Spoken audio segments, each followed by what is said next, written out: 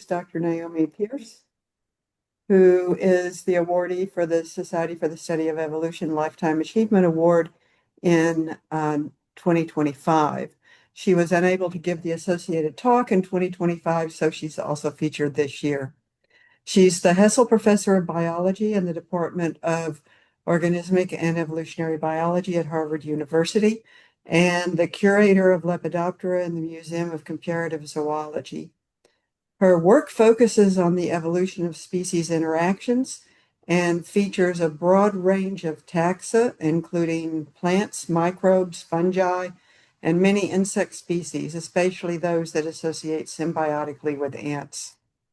Her research has combined fieldwork, mainly in Asia, Australia, and Kenya, with laboratory analysis to make sense of behavioral and ecological information. She has long championed an evolutionary approach and has accordingly been a core contributor to attempts to reconstruct the phylogeny of major groups of insects, including ants, bees, and butterflies. Her recent work has explored the extent to which insects perceive and use signals in the near infrared and how the evolution of multimodal sensory systems has influenced diversification of pollination systems and symbioses between lycaenid butterflies and ants. This research has been facilitated by the extensive collections that are held at Harvard's Museum of Comparative Zoology, including tens of thousands of specimens that Pierce and her students have deposited there as part of their work. Her approach is characterized by an old-fashioned appreciation of natural history, analyzed using state-of-the-art molecular and ecological tools. Over her long teaching career at Princeton and Harvard, she's mentored and trained hundreds of undergraduates, PhD students, and postdoctoral fellows from around the world. Her talk today, as part of the award, is titled Wings and Wavelengths. It's all yours, Naomi. Great. Thanks so much, Carol. It's very nice to be here, and I'm thrilled to be able to talk about this work. So I'm one of a whole generation of biologists who really got their start by reading Ehrlich and Raven's seminal 1964 paper on the coevolution of butterflies and plants. And so I wanted to begin this talk by saying how much I appreciated standing on the shoulders of these particular giants. They were great ones. And although they both passed away only a few months ago, they're still very much with us. If you just consider those 20,000 plus publications that their one paper spawned. So this talk is dedicated to them. They got me started and interested in working on lycaenid butterflies, the blues, coppers, and hair streaks, which are about 25% of all species of butterflies. And what interested me the most was working on symbiosis between caterpillars and ants, as Carol mentioned. And since worldwide, something like 70% of the species in the Lycaenidae have some kind of association with ants, the caterpillar association with ants, this kept me pretty busy. I think, however, that a lot of research comes about through serendipity and accidental encounters that can lead to digressions that nevertheless also follow trajectory. And so what I'm going to talk to you about today has nothing to do with the symbiosis. It really is a rather new line of research that has come about largely through chance and accident. But let's think about our object of desire. So on these expanded membranes, nature writes, as on a tablet, the story of the modification of species. So truly do all changes of the organization register themselves therein. So this is a wonderful way to think about the wings of butterflies. And my talk today, just to give you some signposts, it's going to move around across my career to various things that interest me the most about wings and wavelengths. So I'll start with a brief story on reinforcement, then I'll move a bit to the detection side of things and some of the work we've done looking at polarization vision in butterflies, then to the morphology and physiology of butterfly wings and physical adaptations that they have and behavioral adaptations for thermal regulation. And then I'll end by talking about some of the practical aspects that have come out of this research, most unexpectedly. So just with no more ado, I'll start in. I was working on lycaenids and ants for a long time until my colleague David Haig came into my office not long after I started at Harvard and said, why are you working on the boring lysines? Why don't you study the interesting lysines? And by this, he meant he was very interested in a book by M.J.D. White, Modes of Speciation, where White pointed out that in the Lepidoptera, the lysinids have very unusual chromosome numbers. So for start, their modal number is about 24, which is unusual compared to the 31 that you find in most Lepidoptera. But if you look at the circle over on the right, what he was talking about was this long tail. White has mapped the chromosome numbers along here, and you see this very long tail is a very high number of chromosomes in some species of Lysinidae. It turned out that almost all of those map to just three clades in the polyomatines, the blues part of the lysinids. And these are the ones with the unusual karyotypes. They include, at the time, we called them Agrodioides, Lysandra, and Plabicula as three genera, but we've now reorganized all of them into Polyomatis. But there are three clades within Polyomatis, and they range in their chromosome number from n equals 10 to n equals 223. So really one of the widest ranges of chromosome number in the animal kingdom. And if you look at the genome size of these butterflies by looking at their karyotypes in this beautiful plate made by Vladimir Luktanov, who's really the master karyotyper. These are his species. You can see that the genome size doesn't change that much. Mostly these changes in chromosome numbers come about through fission and fusion rather than polyploidy. Now, when we started out, and you can see those great big sex chromosomes in the middle, there's all sorts of fascinating things about that that I can't go into. But we were interested, of course, we figured that karyotype would be very important in speciation in this group. And I was delighted to find that Jerry Coyne and Alan Orr, not surprisingly, had already thought about this and remarked, it's remarkable that no one has systematically studied the number of chromosomal rearrangement differences between taxa as a function of divergent time measured molecularly. So we set out to do just that. And when I say we, I meant a very lucky chance. I met Vladimir Luktanov because his master's student, Nikolai Kandel, happened to phone me to try to get the phone number of one of my graduate students who he'd met at a conference. This is how all great science starts, I think. But in chatting with Nikolai, it turned out that he was looking to go to graduate school, and so this seemed perfect. And he came to Harvard to work with David Hagen and myself on these butterflies. Now, I haven't put Vladimir Nabokov in there just spuriously. He actually was a curator at Harvard of butterflies back in the 40s, so he's my predecessor at Harvard, and amazingly also happens to work on the very same group of butterflies.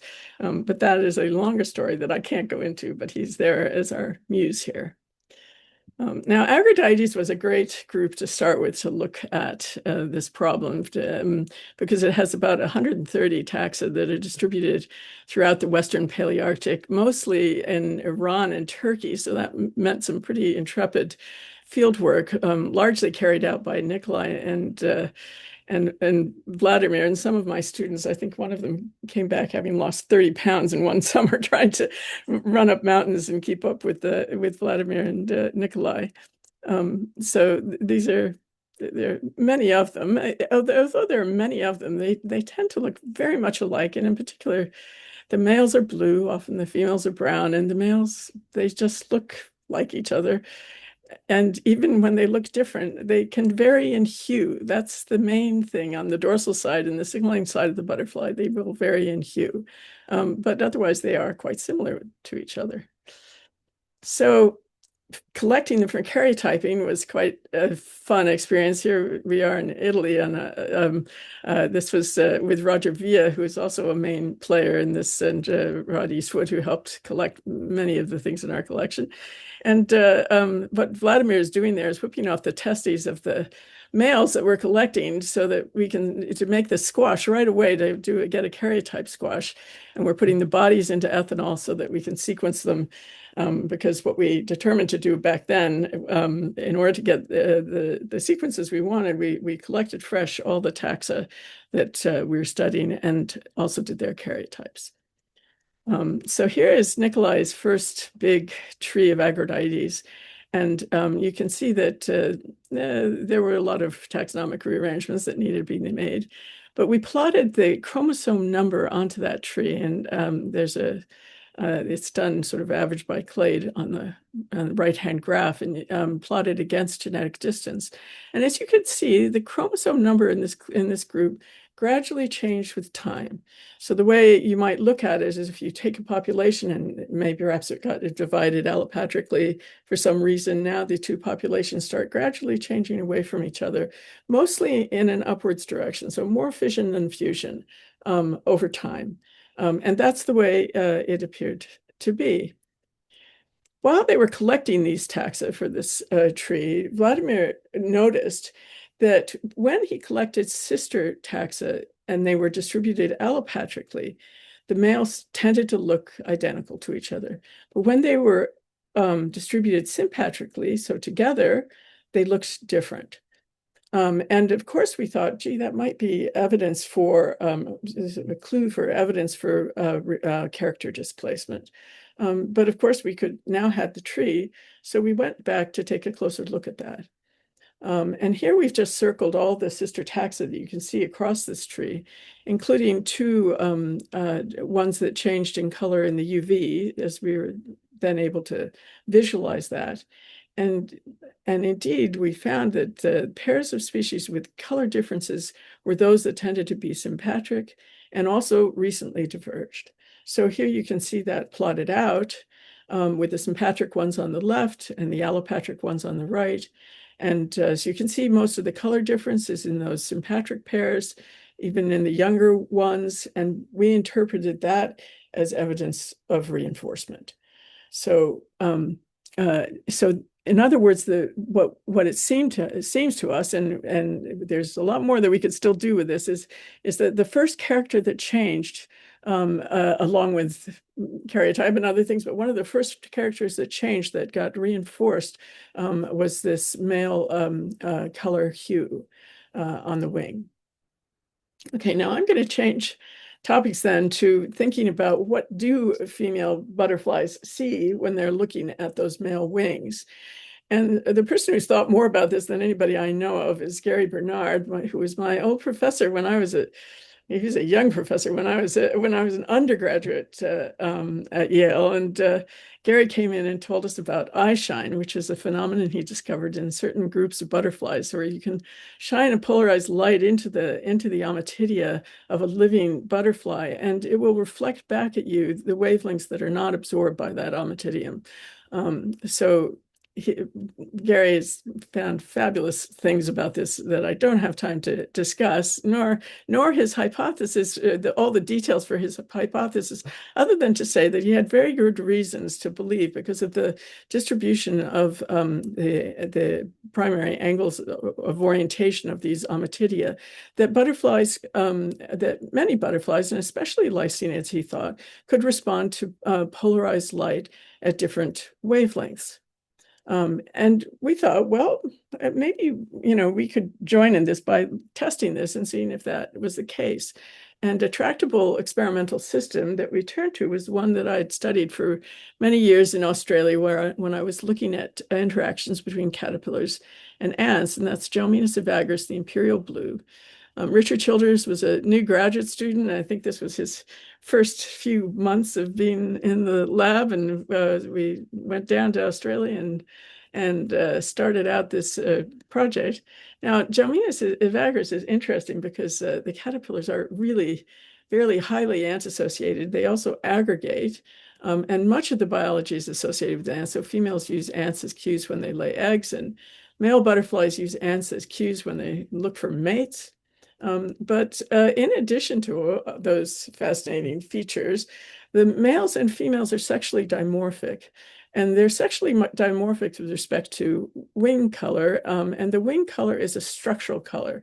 So you can see that the male on the left is a little bit greenish in color, and the female on the right is bluish. And those colors are produced not by pigments, but by the structuring of the nanostructures of the scales on their wings, a little like prisms.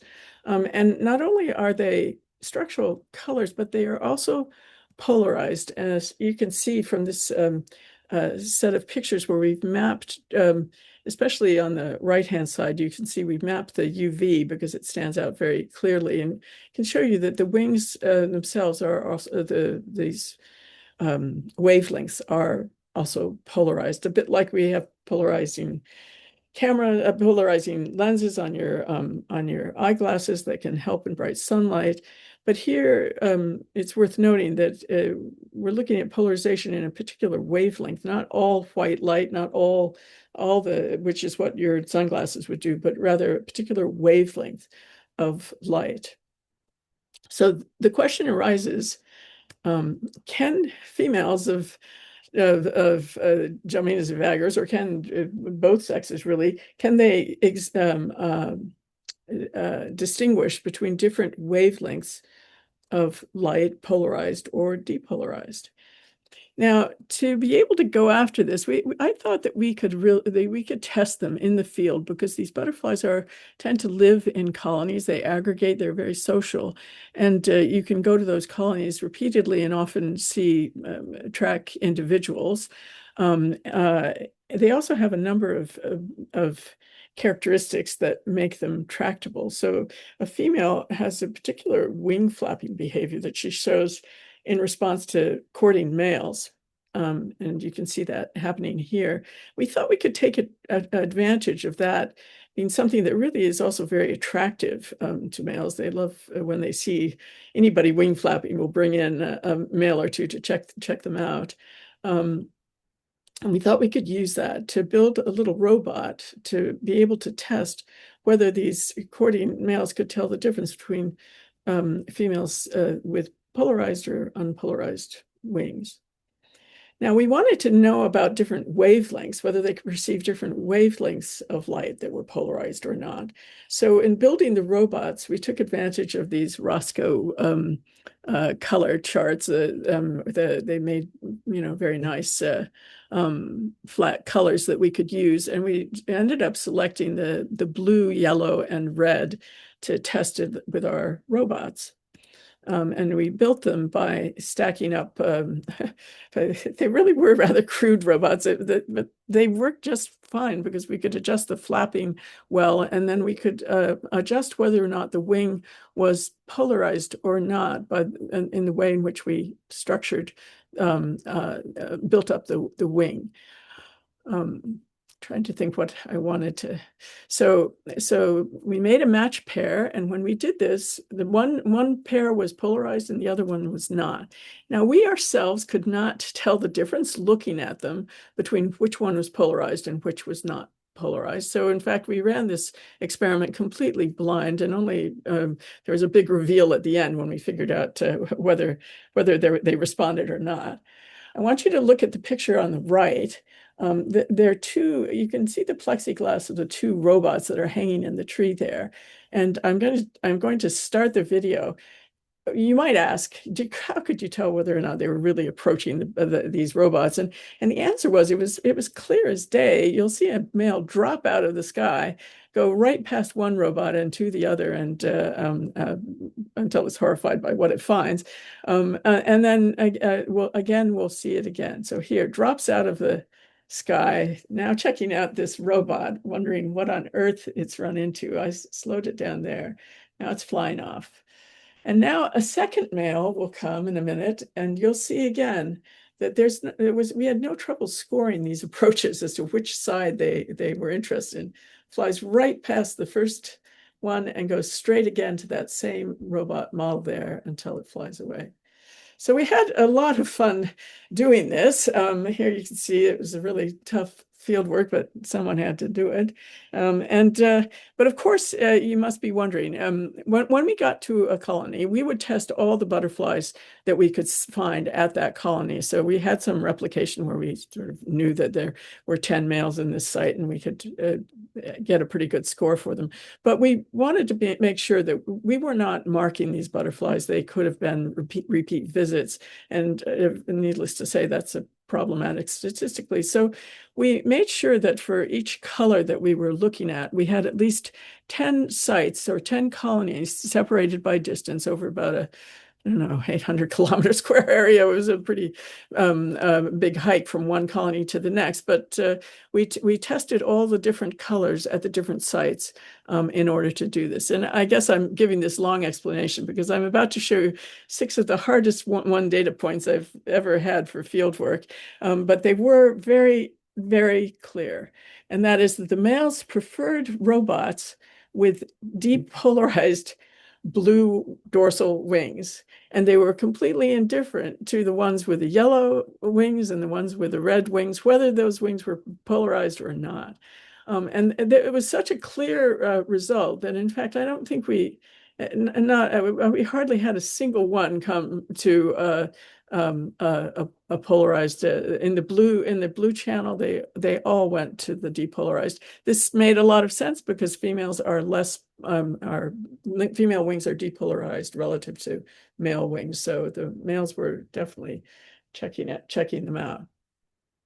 Okay, so I bring up this story partly because it introduces this notion of private channels that butterflies can have. I mean, who would guess that they have this ability? I find it hard to even imagine what it would be like to be able to see polarized and not polarized light in every wavelength in addition to everything else they do. Plus, many of them can see in the UV, and many can see quite far out into the red as well.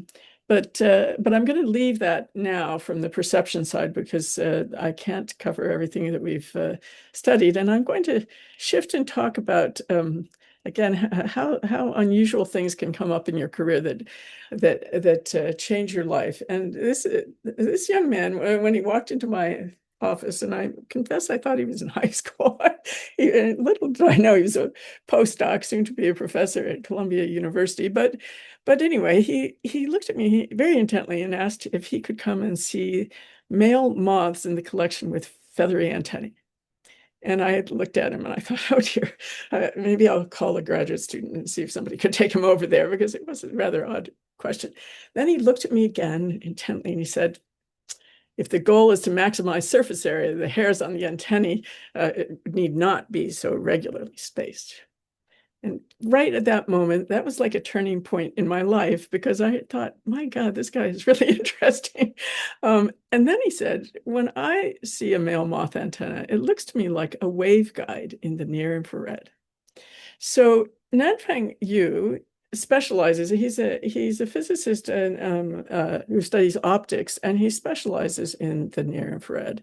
And this is what he was saying. Just to remind you, we can see in the visible, of course, and near infrared is that bit the long wavelengths beyond 700, really beyond about 750 nanometers, where we're headed towards heat, but we haven't gotten there yet. We're in the near infrared. And he was saying that those long hairs on the antennae were somehow guiding light, near infrared light towards receptors. He was very interested, for example, in the siliconic scintillae on the antennae, and did a lot of beautiful modeling to show that, in fact, they could act very well as receptors in the near infrared. And we did do some work on this, but I am not going to talk about that because of which later happened. But first, a quick preamble about why would it be so interesting if Lepidoptera could perceive and use signals in the near infrared? Well, there are very good reasons that you might expect them to be able to do so. First of all, something like 50% of the energy that comes from the solar radiation is in the near infrared. And near infrared effects are very well known in plants. That ratio of red to far red light has a strong effect on growth rates, as you can see in those 2 little experiments there. It also can have a very big effect on measuring stress. The degree to which plants reflect near infrared can give you a very good index as to how stressed they are, either by water stress or whether they've been eaten by herbivores. And said something like 99% of Lepidoptera are herbivores. It makes very good sense that they should be able to perceive signals in the near infrared. Never mind whether they're using them to signal to each other. It just makes good sense that they should be able to perceive near infrared. And of course, there's been work on a number of insects and some vertebrates as well. So it's not beyond the realm of possibility. This is not exactly what we worked on, though, because by chance, again, at that time in the lab, my students and I were working on the phylogeny of the Eumeini. This is a large tribe of lycaenids that I tend to think of them as the birds of paradise of the butterfly world. They are just absolutely gorgeous butterflies with bright structural colors on their wings. Almost all of them are neotropical, and there are something like 12 over 1,200 species. So it's really a hyper diverse group. And one of the most striking things about the Umayani is that they have a lot of different secondary sexual characters. So Eliot, who first did the first seminal phylogeny of lycaenids, noted that there's an unusually large number. For example, they have these specialized scent patches on the wings. These are androconial organs just found on males that contain scales that dispense pheromone to attract females. They also have scent pads, which are deeper, larger organs that sort of go into the wing layer and are probably important both in the production and storage too of pheromones, used probably also mostly in mating. And then many of them also have brush organs on the genitalia, again, that can be delightfully displayed when the male is courting a female. So many different secondary sexual characters. And this is what had interested Tiago Quental when he first came to my lab. He was very interested in sexual selection, and so he set out to do a phylogeny of the Umayini, working closely with Bob Robbins at the Smithsonian, who's the world's expert on the taxonomy and systematics of Umayini, and assembled an amazing data set, but then got very attracted by fossils and fossil mammals. I'm sure it makes sense, and went off to do a postdoc on fossil mammals, and in fact is now a professor at USP in Brazil studying fossil vertebrates. It all makes sense. Unfortunately, right about that time, this was just as COVID hit, Wendy Valencia Montoya, an extraordinary student from Columbia, arrived at my lab. And we were all stuck inside right during COVID. So Wendy put together finished assembling this phylogeny and pushed it out the door. And we were able to publish a phylogeny of this group. They had also done, she and Tiago had done a nice survey of these sexually selected characters on the wings. As you can see, almost all of them have at least of the males of these different species, and the Smithsonian is a wonderful repository for them because of the collections of Bob Robbins. But almost all of them have at least one androconial organ, and some have as many as four. As you can barely make out in the map, the phylogeny, that some of the more derived lineages are especially adorned with these sexual characters. Again, a topic I can't go into all the features here, except to say that we were very interested when we were looking at the forewing of Bistonina biston, which is a eumaine. We noticed that the scales that covered the scent pad and patch were highly reflected in the near infrared. I mean, so much so they looked like little bright eyes looking out at us when we looked at them under the scope there. And this was exciting. So Nanfang and his student Cheng Tsai set up a rig that could scan. It was a motorized stage that allowed us to scan with an infrared spectrometer the wings of many of these butterflies that we had in the lab. And this is the early days of starting to do this, but we were able to look at a whole array of these eumaines. And you can see from this is a photograph in the visible, how they all have these androconial patches and how different they are and the different species. There's a lot of diversity there to look at. Okay, so what happened when we looked at them, when we scanned them in this way? And what we found was that the living parts of the wing have enhanced thermal emissivity. And in other words, they were highly reflective in the near infrared, just like that biston butterfly. And the sort of flip side of saying that they're perfect black body absorbers to say if it's busy reflecting into a cooler atmosphere above, they are also perfect emitters of thermal energy. So this shows their ability to emit energy in the infrared to reflect it back. And note that we're looking here at two different species where we looked at all the different wavelengths in the near infrared.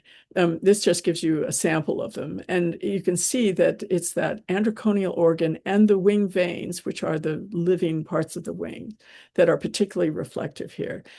You might say, well, what's going on with that 6 micrometer with the wings that are reflecting, whole wings reflecting there? And that's another interesting feature of looking at things in infrared. You can use near infrared to identify compounds, and actually that 6 micrometer is a signature for reflection for chitin. Which is what the wing is made up of. So there are many things that you can learn from this kind of analysis. We rapidly figured out that it wasn't that it was the scales on the wings that were really the ones that had this non-uniform distribution of thermal sensitivity. So you can looking at that the reflection graph on the right. We've pulled off the different scales from the scent patch, the scent pad, the black region of the wing, and the blue region, and you can see the emissivity plotted there on the Y, and you can those scent pad and patch are just off scale, whereas the blue and black are really pretty quite different. So just amazingly reflective. The chitin itself is also somewhat reflective, and so the scent pad, which is a deeper organ, also still retains some of that reflective ability. But the scales, considering that, too, that these scales are about the size of a head of a pin, I mean, and incredibly flat, that ability to reflect near infrared seemed almost miraculous to us at the time. Here we've cut one of those scales with a focused ion beam just to be able to look a little bit more closely at its nanostructure. And as you can see in the picture on the right, the nanostructure, they look like tubes. I think of them as almost also like waveguides, sort of directing the near infrared somehow into the interior of that scale. But they're very highly structured in that way. It was not random. We found with many of these that they had these channels that in the nanostructuring that were quite characteristic. Now we can measure these in the SEM. We do quite a lot of analysis of that, and also make computer model simulations that behave rather similarly, so we can learn something about what structures give rise to what patterns of emissivity in the scales. And that has become an obsession, which I'll explain a little bit more about in a minute. We could also do simple experiments like heating them up and looking at what happens if you do. I mean, here's one where this heating experiment compares the scent pad and patch and how they warm up with the scales when the scales are intact on the left or when they've been removed on the right. And they're quite tractable and easy to look at. So why is it so exciting that these scales are reflecting in the near infrared? Well, first of all, about as I mentioned before, about 50% of the energy that comes from sunlight is in the near infrared. And so from a butterfly's perspective, the sky above it can act like an enormous cold heat sink. And by reflecting all that near infrared energy back into the sky above, this can act to radiatively cool the insect, keeping its living tissues underneath that reflection in an acceptable thermal window. So this process of radiative cooling turns out to be extremely important for an insect whose wings have low thermal capacity. So how can a butterfly cool off? Well, it can cool off through convection, but the giant way of cooling off is through this radiative heat transfer through reflecting the near infrared light. And you can see that a little bit better if you look at this picture that's taken with the thermal camera. And so please note the one on the left with the thermal camera, the wings, the part that I showed you, the scent pad and the wing veins and the overlap in the two wings has already gotten very hot. It's been in the sun for only a few minutes. The body is still pretty cool compared to those wings that have become very hot. And you might say, oh no, but what about between the wing veins? That looks pretty cool there. But actually, between the wing veins, the membranes there are basically translucent. And so what we're doing is looking through those wings at the cool background behind. So the true heat of the wings is in that white hot heat that you see on the living parts of the wing there. Um, and I mean, this is a new way of thinking to me about thinking about um, uh, about heat and wings and flying in butterflies. It's even more complicated if you try to take into account what's going on in the environment in general. So I've already said, that we have these heat transfer processes. We have the solar absorption, and this sun giving rise to all this energy. We have the butterfly that can convectively cool or radiatively cool to the surrounding sky around it. Now, what about the surrounding sky? Well, if the sky around it, when the sky is clear and the humidity is low, then the radiative temperature of the sky can be very low, as you can see in that thermal camera there. It can be down to about minus 60 degrees C. So this acts as a very good radiative heat sink. However, if the sky is cloudy, as you see on the bottom panel there on the right, its radiative temperature can become much higher very quickly, right up so that it goes even above 0 degrees C. So that can cause a change in radiative energy transfer between the wing and the sky that happens very quickly and can be a factor of 2 or 3 times a difference.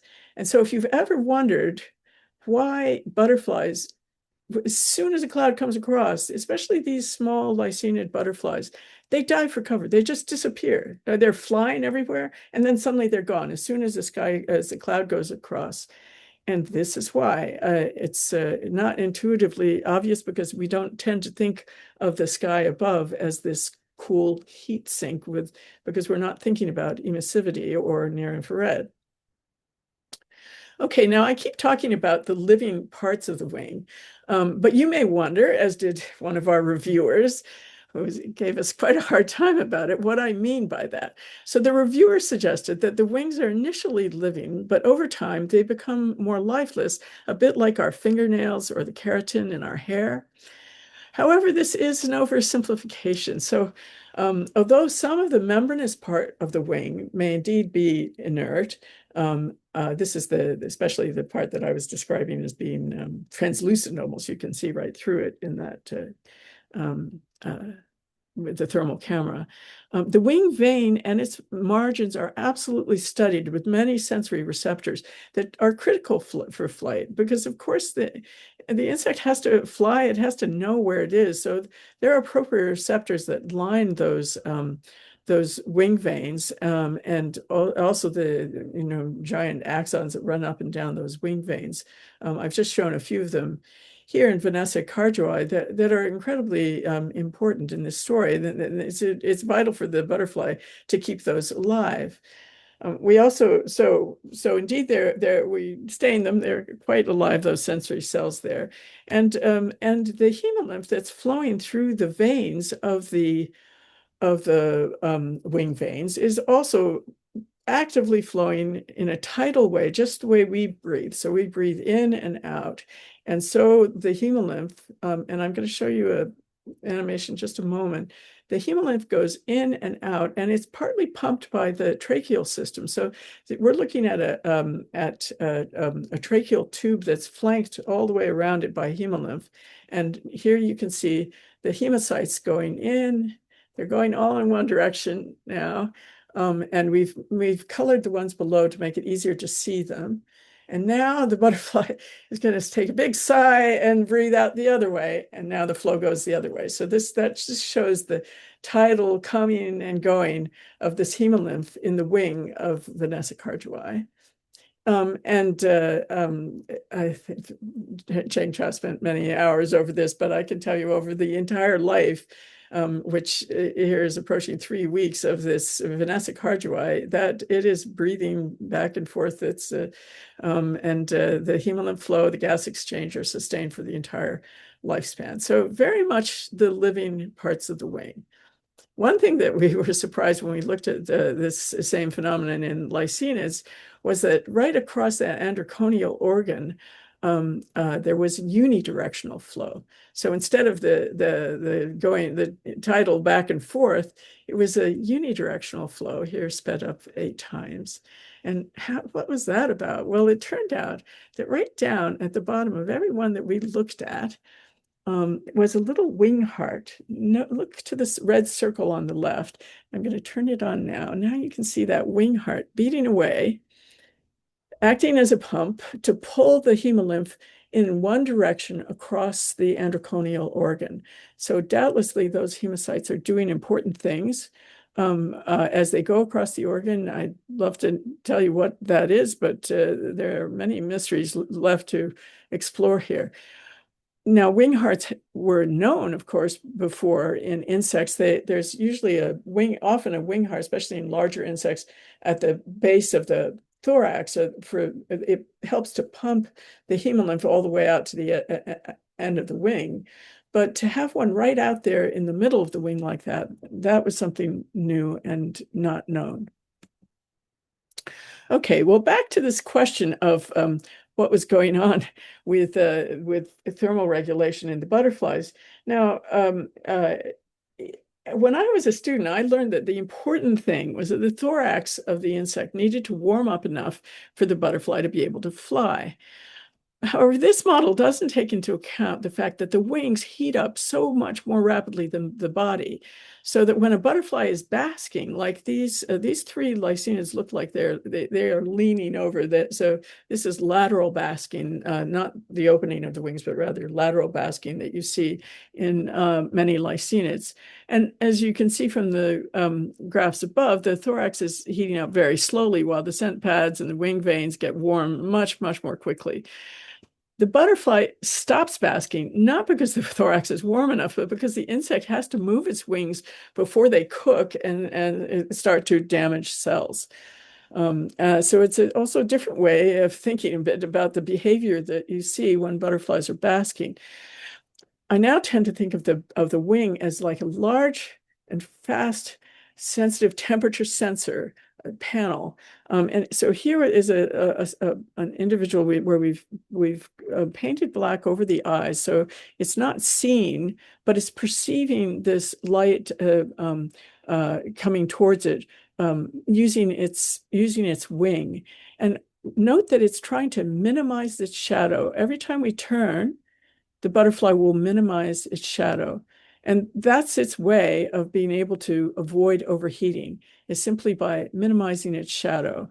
I can tell you, you'll never be able to look at a photograph of a Lycaenid taken at midday again, because without noticing that it's minimizing its shadow, because this is something that as you can see from this little video, they do brilliantly. Okay, so there are a lot of other behavioral traits that are influenced by this temperature regulation, but in the interest of time, I must move on. So just to summarize quickly, this emissivity of near-infrared light is used to radiatively cool the wing, which has so little thermal capacity. And structural adaptations, the nanostructuring of the scales on the wing, the thickness of the cuticle and the way that they have the air voids are in there, reflect near-infrared red light and to cool that the living component of parts of the wing. And there are a number of additional behavioral mechanisms that the butterfly has for thermal regulation. In this next section, I'm going to talk about a practical application that came out of this research. This was work done by Nanfang and his colleagues at Columbia. So down the hall, Nanfang had a colleague who was a polymer scientist, and between them, they developed a paint, a radiatively cooling cheap white paint whose structure was inspired by the nanostructure of these wing scales, also of ants and a few other things that managed to radiatively cool in bright sunlight. And the paint was just a polymer that went on. I think of it as a little like Fluon for those of you who have used that, where the polymer is immersed with acetone, and the acetone bubbles up and makes the paint go white as it dries. So, and when you look at it, it just looks like any other kind of white paint, but it is not like any other white paint. Here in this video, you can see on the card that the card is staying cool, even though the steps of the library there are very hot in the sun, the card remains cool. And that is also the case with this paint. So they tested it out on the rooftops of three buildings in Bangladesh, Phoenix, and New Jersey, close to Nanfang's home, where they painted it on the rooftops, and it brought down the cost of air conditioning in one summer by 30%. So white paint, like any other white paint, except with this amazing property of radiative cooling. And here you can see the difference between that radiatively cooling rooftop versus the regular shingle rooftop. So a very, very large difference. And of course, that's the kind of energy savings that Nanfang was interested in. This is what motivated, he does turn out to be a closet entomologist who's very keen about looking at all the insects and their natural history. But really what brought him to come to my office in the first place and get involved in this is a very idealistic desire to improve the world by more sustainable energy use.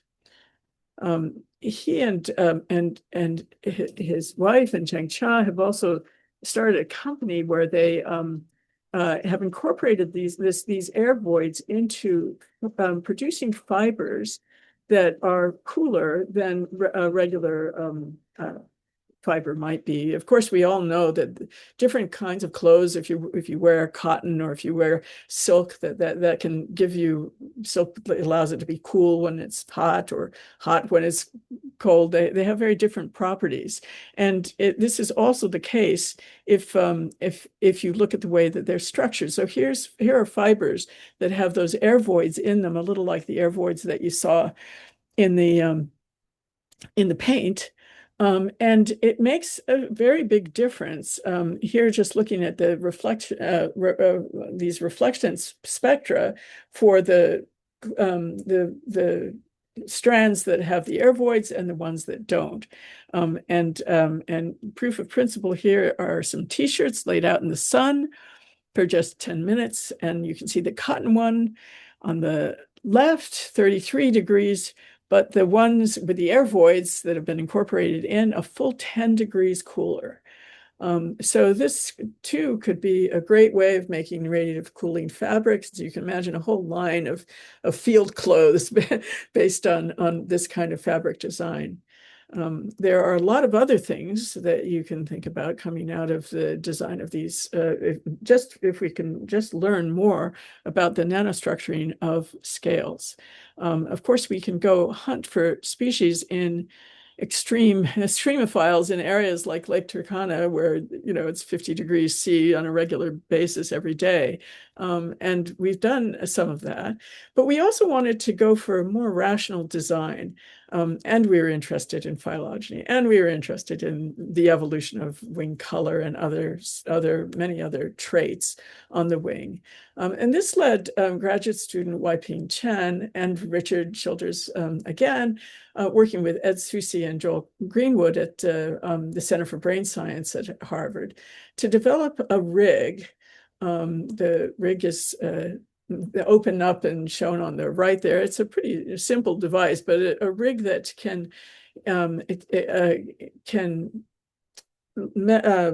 image an entire drawer, a whole Cornell drawer of specimens at once. So it's somewhat high throughput, and it can image them at different wavelengths. So we were interested in UV, near infrared, and UV visible, near infrared, and then infrared up to about a micron, up to about 940, so 740 and 940.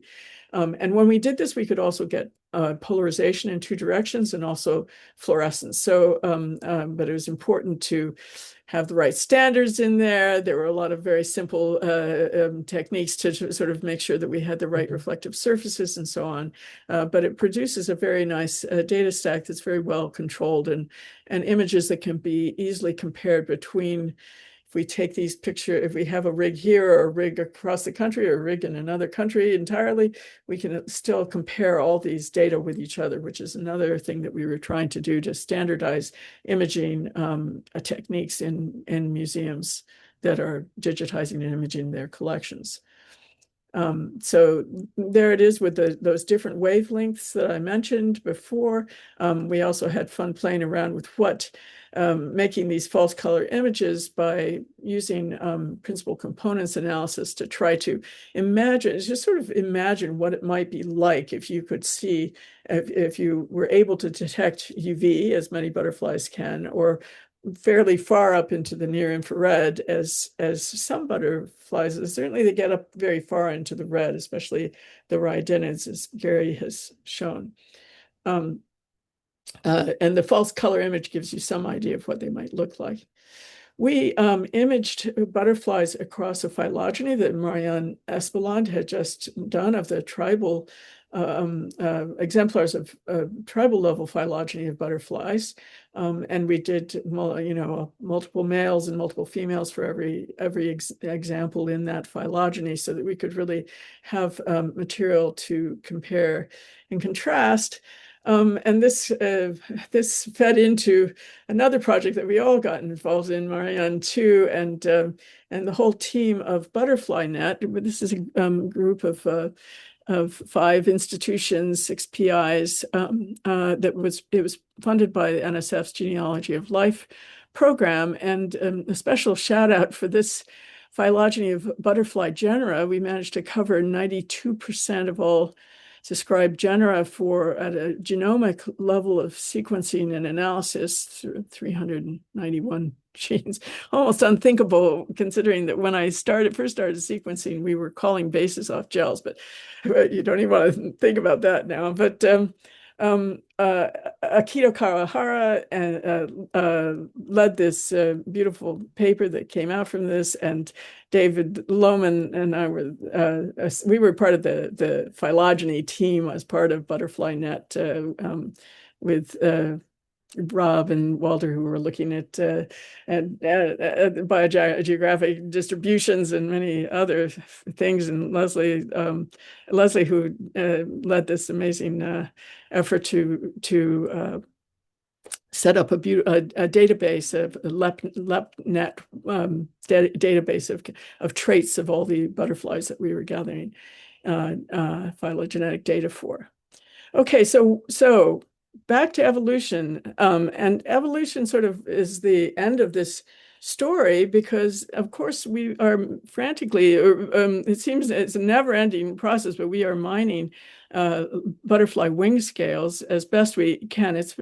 I would love to have a robot that did SEMs because it's quite a big process to get the SEM data for the wing scales on all these different butterflies. But we're creating a palette of structural properties of wing scales with different spectral signatures. So look to the butterfly on the right, and you will see that it reflects in the UV, not in the visible, but then in the near infrared. So UV and near infrared, but not in the visible. So maybe this would be a very good design for sunscreen. For example, maybe a sunscreen that you could make without using forever chemicals, which is one of the big problems with creating today's sunscreens. This is the kind of thing that is very interesting. And when I say a rational design, here's a hypothetical experiment to explain what I mean by that. So far, I've talked about discoveries that a lot of biomimetic discoveries have come from finding some wonderful species that just happens to have the properties you need. It's an extremophile, lives in a special place or something. But let's imagine we have a phylogeny. We know the structural properties of all the scales right across the phylogeny here. And imagine we have 1,000 butterflies that reflect structurally the color blue. And when we look at them phylogenetically, we find that uh, maybe 700 of them are making that blue in the same way. And look at number 2 here. It's got the same spongy way of making that color blue. There's slightly different colors of blue, but they are made in a rather similar structural way. Well, this would give us a clue.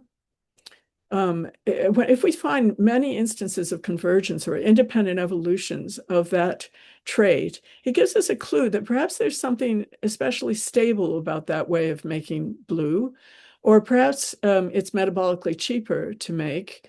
But whatever, it gives us a way of prioritizing the way that we go about tackling some of these questions as to how we can use this incredible wealth of information from nature to be able to design things that could be energetically useful for people or practical, have a practical value. Of course, we are also interested in the evolutionary and trait evolution right across the tree, but it's nice to know that they have a practical value as well.